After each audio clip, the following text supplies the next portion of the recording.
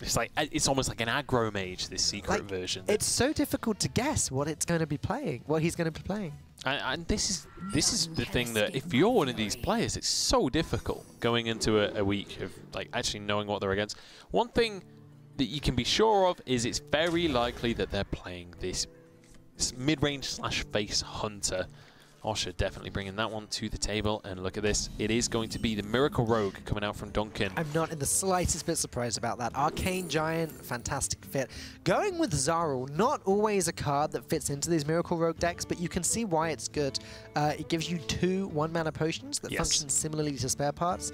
The ability to stealth your minions is incredibly strong, and it also makes Arcane Giant cheaper, and combos with Auctioneer and Edwin Van Cleef. It doesn't really have, you can't, it's got a lot of uses. And also, the combination of that alongside Sherazim the Corpse Flower, Zarul costs 6 mana. Costs 4 mana, sorry. With the 2 potions used that turn, 6 mana total, you have 4 mana remaining to play a 4th spell and resurrect your Sherazim when it goes into its seed form. Now, Duncan, not going to have any choice here. Very quick play coming up. We're going to just dagger up, hit one of those minions. This is a very fast start from Osha, and unfortunately for Duncan, there's no Fan of Knives or no way of dealing with a wide board, so he needs to hope that Osha doesn't have too much of an aggressive start here. Yeah, and Fan of Knives, even against this kind of board, if Jewel McCaw and Fiery Bat go down, Fan of Knives feels great. Kindly Grandmother, Fan of Knives feels awful, frankly. Yeah, that's true. That's true. Sap feels a little bit better, though. Yeah, Sap feels pretty good. I kind of like Kindly Grandmother into Coin Infested Wolf the following turn. Curious that he's running Infested Wolf. That's something we've not seen anywhere near as much of recently. It's in and out, isn't it? It's sort of like Direwolf Alpha. It's one of these cards that you can run. It kind of slows the deck down a little bit more, but gives it a little bit more consistency on turn 4. Certainly a very strong turn 4 play.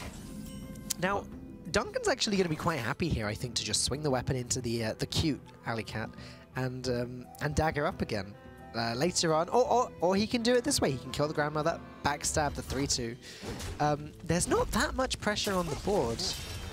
Hold on a second. Is he clearing both?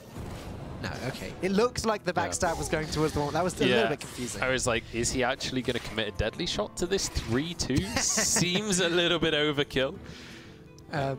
So Osha probably just going to drop Animal Companion. Could coin out the Infested Wolf. Would be a little bit awkward for Osha to deal, for Duncan to deal with. Sorry. Yeah, I quite like the Infested Wolf, but it's kind of just down to what you prefer to play. Either way, you can still curve fine with the 1-drops the following turn. It's kind of just down to your personal preference. Leok, kind of the worst possible of the 3 options, though. Yeah, definitely. You could definitely make that argument here. It's putting an extra damage on Osha's side of the board, but that's it. I think in this scenario, this is the one of 3 where the other player is just simply better. Because Leok came out, I think if you build up more of a board first, and then the Leok comes down, suddenly that's a really good play. Now, Osha getting Giant Wasp from that Jeweled Macaw could actually be a pretty big deal against Rogue. If Osha can just put that down a little bit later, it prevents Duncan from playing an Arcane Giant. It means that Osha would have an immediate answer to a Gadgetzan Auctioneer, because Giant Wasp is hard to deal with. Yeah, it certainly is. Now, we have found a Crackling Razor Maw, which another way to fill out these mana curves. Now, we found, I mean, Osha's hand has been pretty great this game, just in terms of having a way to use all of his mana perfectly every single turn, which sometimes in Hunter, when you're just trying to commit to the board, and you have to commit to the board every turn, can be a little bit difficult to do. He's had no struggles whatsoever this game.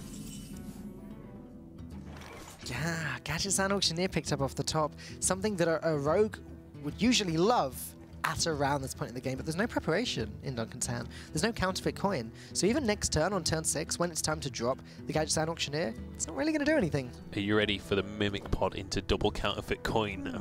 Oh my goodness. That's what I live for. Oh, do you know what? I think in this situation, double prep would be fine, because next turn, Gadgetzan Auctioneer, prep, spell, prep, spell.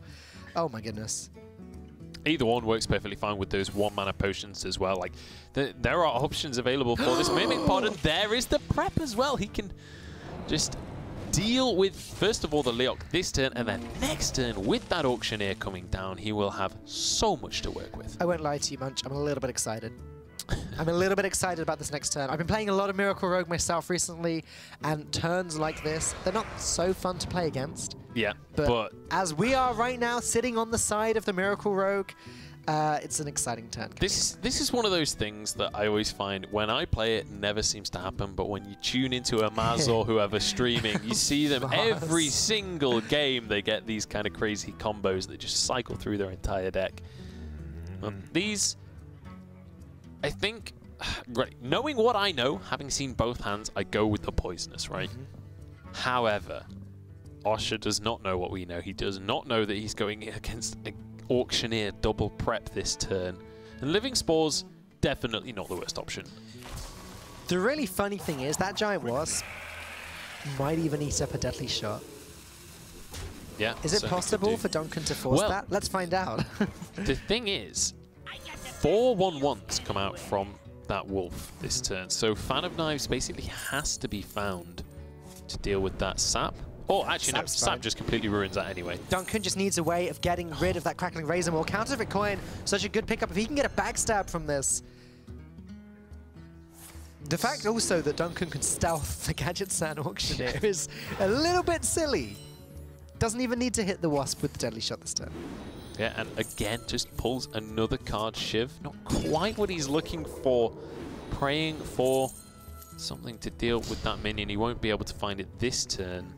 You know, there are some Arcane Giants in Duncan's hand, and they are getting quite cheap to play. I mean, that is one way of wording it. Another way of wording it is, oh my god, what are we going to see next turn? 16 damage is dropped for 4 mana. I know I've been talking a lot about value of stats for mana this broadcast. 16 for 4 seems pretty darn good. He's just managed to out-mana the Storm Giant. On the flip side, Guardian, sorry. On the flip side, Duncan, in the flip-flop side, Duncan has 15 health left. And Osha has Tundra Rhino and Bitter Tide Hydra. That is a 10 damage, 8 mana combo. 10 mana combo. 10 mana, 8 damage. 10 damage, sorry. 10 damage because the Tundra Rhino also mana, has... Oh my goodness, right. It might as well be a Pyroblast. It might as well be for the sake of argument.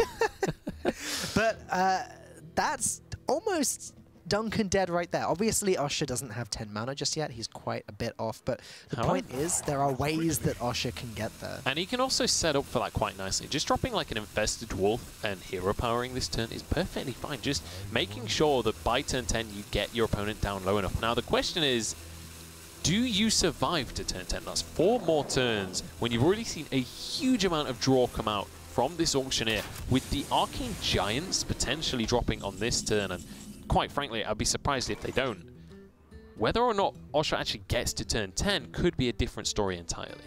I think more likely we see the Tundra Rhino with things like Fiery Bat and other 1-drops come out to try and finish off the game. Isn't it funny how we're almost in the position where the Rogue is going to have to be aggressive and just try and race. Get that damage into the Hunter's face quicker than the Hunter can kill you. Duncan needs to clear this entire board one way or another, and it is possible. Yeah, it is very doable. If you trade the Auctioneer, Fan of Knives, and then Deadly Shot, that is the board dealt with. You still keep your Auctioneer on board, and you draw a fair few cards in the time. However, how much card draw do you actually want to achieve this game? Duncan's hand is full. In fact, he's going to mill the Auctioneer here, I think. Yep. I don't know if that was intentional or not. He hasn't reacted on camera, so I'll assume that that is intentional. Either way, this play is pretty devastating for Osha. Yeah, I'd say it's a fairly good play. The double Arcane Giants while clearing everything, including the poison. Unleash the Hounds is another good bit of damage, especially if you can get that in a combination with a Leok. Bear in mind, 2-turn timer now in play. It is a 2-turn timer, absolutely, and Duncan does not have 30 damage in 1 turn. So, it's possible for Duncan to win this. There's nothing he can get from Hallucination that heals him, though. He'd need a Hunter Taunt card, or like a Freezing Trap or something. No, even that's not good enough. I think Osha wins this, and I think Duncan losing the Gadgets and Auctioneer may have factored into it. The Unleash the Hounds and Tundra Rhino will be enough to finish off the game. None of these cards make a significant impact on that.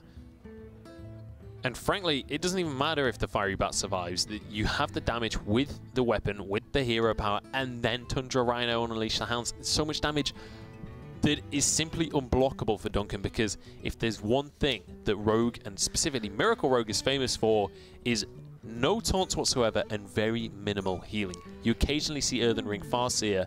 We haven't seen it in these decks recently. Is this lethal? No, it's one off, isn't it? No, it's lethal. No, it's lethal.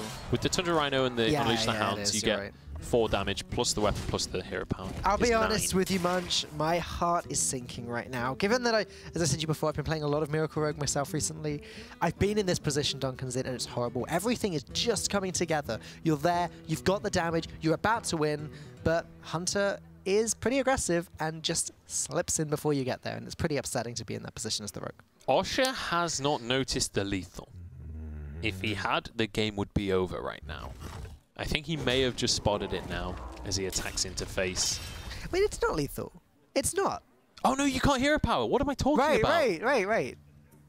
Sapcasters. Sap. Munch. Sap Munchables specifically.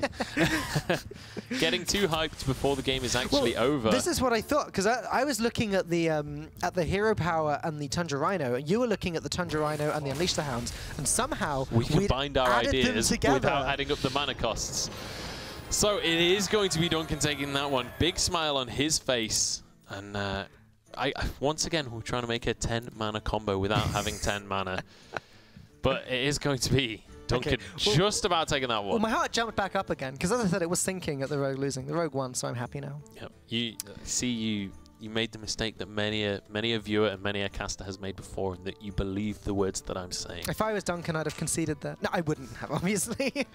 Yeah, if you were ghosting the stream and you had a 5-minute turn. That is going to be the Rogue done with for Duncan, but he still has a Hunter and a Mage to finish this series off. The Hunter, wouldn't be surprised to see basically the exact same list as what Osha is running and basically what everyone else in the tournament is running right now.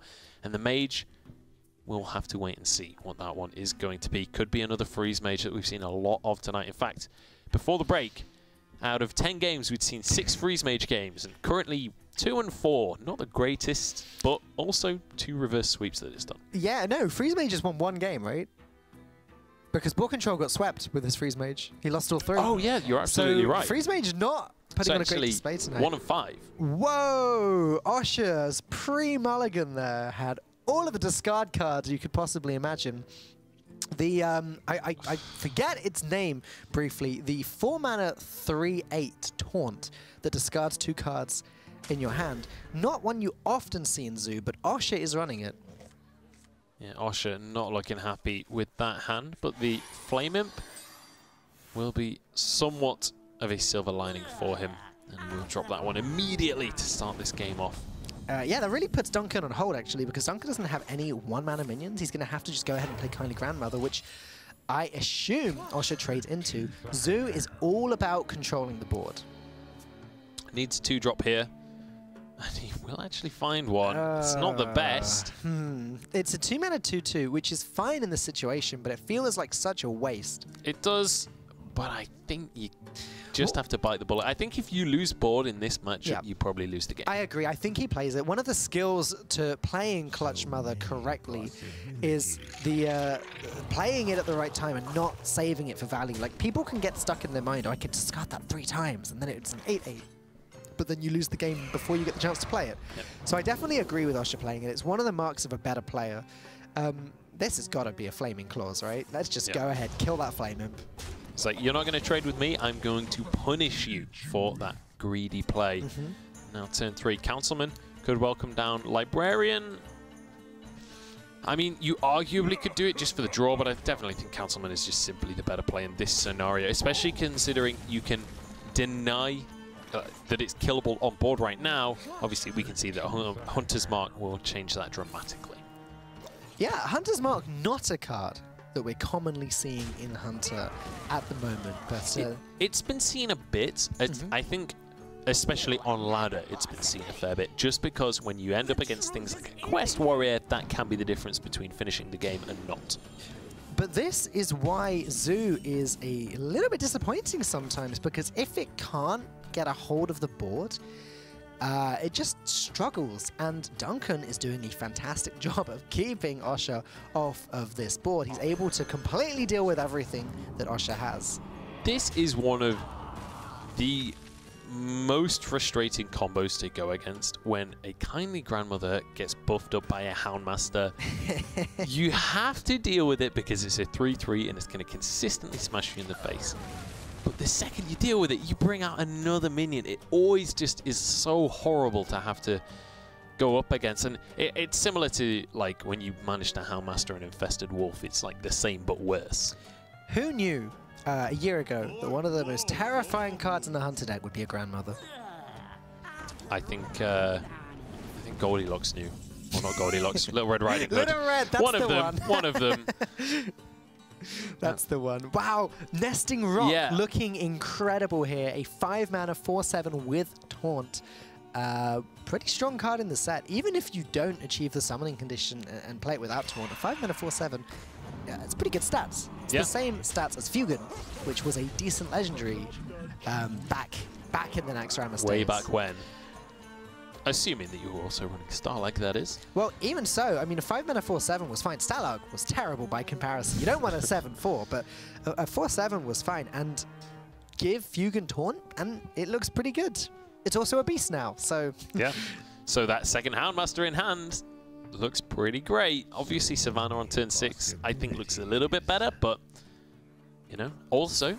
there's the argument of just Houndmastering up as well as an Alley Cat, and whatever one-drop you happen to pull off the top, just go as wide as you can, because Zoo just cannot deal with a wide board often. Let's be realistic for just a moment. I'd rather not. How does Osha come back from this? Duncan got complete board control here. He is able to dispatch everything that Osha just played. And he's got Osha down to 18, dropping a Savannah high main in the process that Osha's not going to be able to deal with. Osha needs something very, very, very good to come back from this, and I can't think of anything in the Zoo deck that will do it. No, even Doomguard just simply wouldn't be enough at this stage. Doomguard does very little here, funnily enough. Which is one of the very few scenarios where that's a sentence you can actually say. Osha going to agree with us on that one. Conceding is 2-0. Once again, a series starts 2-0. Now, that's interesting to me that Osha conceded so early, because that's something that, while you do sometimes do that on the ladder, in a tournament with this much at stake, often players would rather stay in the game for as long as they possibly can. Osha was either completely sure there was no coming back, as we were, or maybe starting to get a little bit tilted. Possibly it's... I've known Osha to get a little bit frustrated towards the end of Premiership seasons, and I imagine when you've gone 2-0 to start things off, didn't quite qualify last time, looking at a 2-0 this week, potentially a 3-0 if Duncan can keep the momentum rolling, I know I would be getting a little bit frustrated. I don't think that was necessarily a tilt concede, because, I mean, we were just saying it before he did, it was looking pretty bleak for that Zoo deck, and when you do fall behind on board, I mean, we'd said it right at the start of the matchup, as Zoo, you have to stay ahead. And that Hunter's Mark, I think, was the absolute... like, that was the turning point in the game where it was like, okay, the Hunter probably wins at this stage, because the Councilman got taken out and there was no way for Osha to really pull himself back. It's such a bad feeling when you're playing that type of deck that kind of relies on you being ahead on the board, because you're drawing the pieces that they don't do anything, and it's just a sad feeling. Here we go. Duncan with the freeze mage. Right. Hold on. Are we ready for a 5-game series, boys? Just hold on just a second here. So this is the 3rd series in a row where one player has been 2-0 and then had to play the freeze mage and continued to lose 2 games in a row. Duncan, I'm ready. Duncan here to show us that's not always the case. Freeze mage is capable of winning more than, well, what we've seen so far tonight. Well, Alex Straza in hand, not the greatest, but the rest actually pretty good, right? You've got Archaeologist, which pretty decently synergizes with Medivh's Valet to continue to wrestle for board control. The Loot Hoarder early, obviously, one of the cards you're actually looking for in a mulligan as Freeze Right, Mage. Arcanologist, 100%. You want that in your opening hand every time, every matchup. Loot Hoarder's fine too, and Medivh's Valet, not going to be played within the first few turns, but actually could be hugely relevant against this hunter come turn 3 and turn 4. Once there's a secret on the board, just to snipe off a Crackling Razormaw or a Huffer or something. I like coining out the Loot Hoarder on this turn. I like the Arcanologist. Well, I mean, I guess you could play the secret turn 3, but you're not in any rush to play either of the secrets that you have. Loot Hoarder just gives you more available options in the following turns. You already know what you're going to get from Arcanologist, right? Yeah. Either Ice Block or Ice Barrier, neither of which you desperately need in the upcoming turns. The only way that you actually need it is to play it in combination with Medivh's Valet. That's interesting. Yeah, I mean, a couple counters to that is that the Arcanologist, if you play the Loot Hoarder first, draw your secrets, that can be bad. But on the flip side, there's 4 secrets. And Duncan there's no way he's going to draw all 4 secrets before he gets to play this Arcanologist. The other thing is, in this situation, your Loot Hoarder does not trade well with the Kindly Grandmother, whereas Arcanologist would have killed it for free. In fact, Duncan could have just pinged the Kindly Grandmother and... Oh, he still can do that. Yeah, you can still make the trade. I'm talking rubbish. This Loot Hoarder's great. I think the thing is, you can also play Arcanologist this turn. You still get all of this synergy with your Valet, with the secret and everything. And also, I like not actually going for the trade because it means that, you know, Osha actually has to be the one proactively trading. And as you say, the Arcanologist trades well into the 3-2. Right. Okay, so Osha going to snipe off that Loot Hoarder with his... Oh, what's he thinking? So, I think okay. the Crackling Razormaw, I wouldn't have minded playing this turn just to look for HP for your 3-2. Obviously, you give a different 3-2 to kill, but you just put a threat on board that's going to be very difficult and very awkward to actually deal with. Leok, once again, not the greatest to find. He wanted a Misha there. Now, interesting few decisions that Duncan has to make here. He's got 2 Medivh's Valet in his hand. Now, usually you'd want to play the Ice Barrier before you play Ice Block because it's better in the early game. However, on this occasion, if he's to play Ice Barrier next turn, and Osha just trades into it, and suddenly his Medivh's Valet doesn't have his activator. So this is probably one of those few occasions where you want to play Ice Block first, just to guarantee the Medivh's Valet procs next turn. Yeah, I mean, now with Leok on board with 7 HP, he's definitely going to be looking at 8 damage per turn, especially with the hero power as well. But we'll see. As Fireball has been found, but that's the only burn that has been found for Duncan. He already has that Alexstrasza, but realistically, counting lethal is the last of Duncan's worries at this early stage in the game. He does have a Blizzard to try and slow this board down, but that's a couple of turns away itself. Primordial Glyph is going to be his way of searching for some answers. Flame Geyser looks very nice, right? In most matchups, you'd want the Arcane Intellect, but I think against a Hunter, a 0-mana Killer Crackling Razormaw, that seems pretty good to me. Yeah, and also just another card for a little bit of board presence. Definitely we'll have to try and get rid of that Flame Elemental, because, well, if we were wondering whether or not there's any tilt going on with Osha, I think that astounding answers that question. Yeah, do you know what? In these tournaments, you don't tend to see emotes that often, but as you said, Osha obviously not feeling great right now. Trying to get into Duncan's head, but all he's doing is making Duncan feel more confident. He knows, I'm ahead right now. My opponent knows I'm ahead right now. I'm just going to stay calm, keep doing what I've been doing. I think there's 2 ways. I mean, maybe we're reading too much into this emote. I think the other way that it could have been construed is, look at this. I have a Houndmaster to drop. Look how much HP. Look how terrifying this Leok is. This is the most terrifying Leok you've ever seen. Okay, well, Duncan picks up his 4th secret. So the next Arcanologist he draws isn't going to do anything. It's 2-mana, 2/3. It's a River Crocodilus without the Beast Tag. Not that the Beast Tag would do much for Duncan anyway. I mean, we finally got to that Blizzard turn I was talking about, but now against a 4-9 and a 4-3, Blizzard doesn't feel that great. And you have to start to question at what point do, first of all, these secrets get dropped, and also at what point do you have to start using burn just to deal with minions? It's tricky. It's pretty much, you get to this point against Hunter where you just have to start freezing everything all day long. Just freeze everything. Use your Blizzard, draw more freeze. That's how he wins the game. Doomsayer with Blizzard, obviously, very, very nice. If he can afford to save the Blizzard for that turn. What's Osha going to go with here?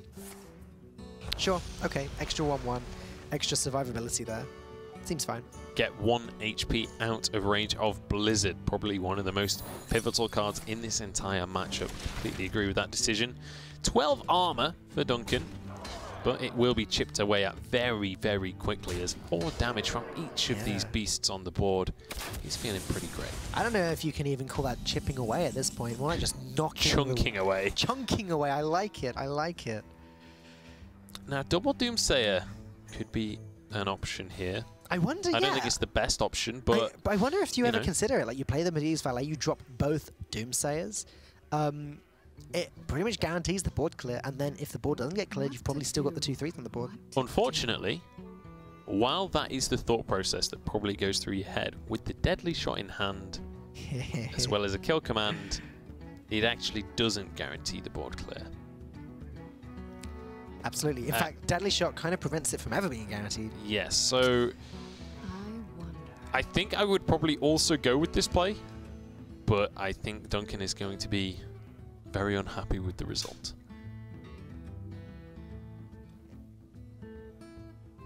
He's hesitating. Was he just going to play one? Oh, okay, you could just play one and save the second Doomsayer for Doomsayer Blizzard. I like that a lot too. The Doomsayer essentially here eats up 7 damage, which could, in the long run, buy you an extra turn, which is all the Freeze Mage cares about, buying as many extra turns as possible. So now, Osha with the decision on whether or not to try and use removal here. He has the option to. That 4/8 taunt as well, if you just trade on into the Doomsayer, actually is pretty huge for a Bitstide Hydra. Unleash the Hound's also incredibly good this turn. Yeah. This is like the best Call of the Hounds? Call of the Hounds? Why not? That's Go not with the it. name of the card. Anyway, it's the best you're ever going to get. With a Leok in play, 4 minions on the board for a Freeze Mage basically never happens. No, I completely agree with you. When are you ever going to get more than even 2 Hounds, usually, in this matchup? And Leok just makes it a little bit sweeter, right? Yeah. I mean, 3 mana for 8 damage is awesome, quite frankly. The question is, how much of this does Osha decide to put into the face? He's going to kill command the Doomsayer, trade into everything maybe, and just buff up that Scavenging Hyena? Seems pretty good to me. Yeah, Osha agrees with you on that one. I think I'm going to trade into that Fire Elemental as well, just to guarantee a good trade. Still in range of a Fireball, but will once again remove that burn. Interesting thing, I was wondering if Osha might decide to put all of that damage into the face instead. It would have been around 18 damage total, putting Duncan down to about 3 or 4, which would have meant a few hero powers would have killed him. This is really bad news. He used the kill command on the Doomsayer last turn. It was greedy, so he could get the face damage, and now he will be heavily punished. Deadly Shot only has a 50-50 of saving his board. And the Rat Pack draw is not going to be good enough. Osha overcommitting the resources last turn, may well be punished for it now. Let's see if the Deadly Shot lands. It does! Okay. Yeah, so that would have been, I guess, a punish for Osha not just going face with everything last turn. Yeah. Could have put Duncan really low, and then Osha wouldn't have needed to care about his board anymore. Just smack that hero power a few times. Oh boy, okay. Wow, hold on a moment. I don't think Osha likes Hearthstone that much right now. Just going to throw that out there. Alexstrasza will come down this turn, I would expect. Well, this is a 2-turn lethal, just as simple as that, unless Osha runs on either of Secrets or a Flare, which I find pretty unlikely. Fireball next turn, plus Ice Block, followed by the Pyroblast the turn after. This is just a solved lethal from the Freeze Mage. It's one of the reasons that a lot of people like Freeze Mage so much. You've kind of got it solved, and the Ice Blocks protect you and prevent your opponent from doing anything about it. I've got to say, we've seen all of these Freeze Mages draw so many secrets. Like, I think basically every game we've seen the Freeze Mage have 2 Ice Blocks and 2 Ice Barriers, whether or not they got the Arcanologists, which is a situation that often you really don't see for Freeze Mage. One of the biggest things I think we've seen Freeze Mages lose to in the past is just not drawing their Ice Blocks. Well, against the Hunter, against any deck, when you've got the damage you need, unless they have the healing, Osha's gone. Osha just looks like he's just keeled over. Yeah, he's... that's what Freeze Mage will do to you, my friend. He's logged off of that PC. He's gone home. No, okay, he's back. He's taking his headset off. He is not a happy chappy right now. Meanwhile, though, Duncan, with the 3-0 win, is going to be qualifying. He certainly is. That Ice Block will keep him alive. The Pyroblast next turn, unless we see some bizarre tech-in of healing, which seems very unlikely. Or Flare. Those cards will also win him the game. Yeah, I mean, Flare legitimately could be a possibility. No, second bit of Hydra, not quite going to do it. Duncan with 1 health left, going to take it. Osha, unfortunately, still not quite going to be making it. Yeah, if he needed any more burn, there it is. Duncan doesn't even want to tilt Osha anymore. He knows he's done enough. Could have played the one off the top. I think, yeah, in that scenario, when you've already won this series and they've been emoting that much in a game, give the guy forcing a break. the tilt at that point is, yeah, that's just like... give the guy a break at this point. It's like, oh, what's that? You've cut yourself a little bit. Have some salt to go with that one. Yeah, Duncan, though, commanding victory. 3-0 and showing